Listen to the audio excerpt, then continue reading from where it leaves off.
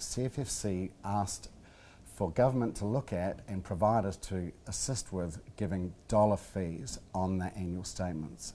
And this has been accepted, and this year, for the first time, all providers are going to have to put that figure on their statements. So, Gillian, what will people see on their annual statement that's going to be a bit different this year?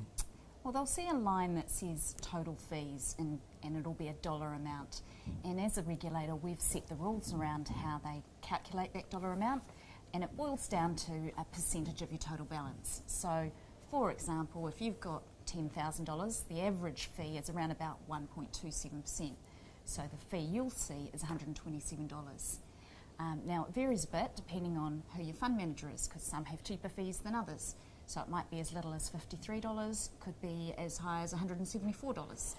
So there can be quite a bit of difference, and I guess that depends on what the other services that the provider has, and this might be a good opportunity for them to talk about that and what that dollar fee actually covers.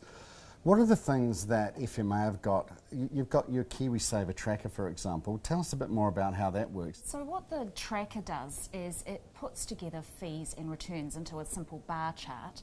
So you can see how much of your return has been eaten up by the fee, which is really helpful information to have. And then you can compare your fund. So say you're in a balanced fund, you can compare it with all the other balanced funds and see how yours rates.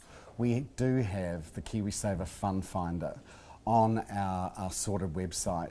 This allows you to compare not only fees but also returns, and actually some of the other services that providers offer you. Is a lower fee better than a higher fee, or what are you getting for that? You might think that a higher fee would equal a higher return, and sometimes that's the case, but there's no really constant pattern of that. Right. So, but what we do see is there's a really clear link between the type of fund you're in and the type of return you get. Usually, if you're in a conservative fund, your fees are a bit lower because there's less work for the manager to do. If you're in a high growth fund, your fees will tend to be a bit higher, but your returns will be higher over the longer term. There's some three elements that are hugely important first about getting the best out of your KiwiSaver. The first is obviously making contributions on a regular basis. The next thing is making sure you're in the right fund.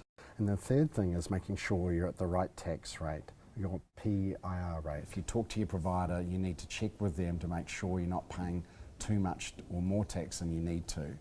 And, of course, getting that wonderful government contribution, which is called that member tax credit. The really great thing about a statement is that's the time when you can find out if you're getting all these things, because what the providers are doing with this dollar fee, they're going to much more clearly show you the money you've put in and the money that comes out.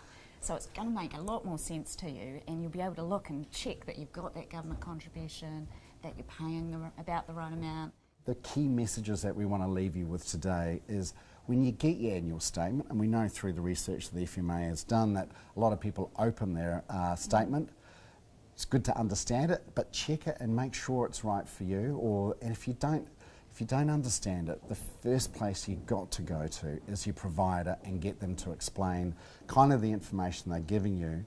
But more importantly, if you've got questions around the fees and what the services they're providing are and how that money's managed, I think will make a big difference.